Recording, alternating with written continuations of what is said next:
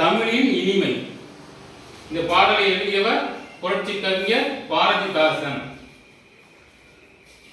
கனியிடையேறிய சுளையும் முத்தல் கலையிடையேறிய சாரும் பனிமலரேறிய தேனும் காற்றும் பாகிடையேறிய சுவையும் நனிபசு பொழியும் பாலும் தென்னை நல்கிய குளிரில நீரும் இனியன என்பேன் எனினும் தமிழை என்னுயிர் என்பேன் கண்டீர்.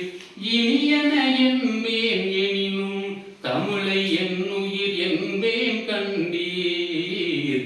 கனியிடையேறிய சுளையும் முற்றல் கலையிடையேறிய சாரும் பனிமலரேறிய தேனும் காற்றும் பாகிடையேறிய சுவையும் காற்றும் பாகிடையேறிய சுவையும்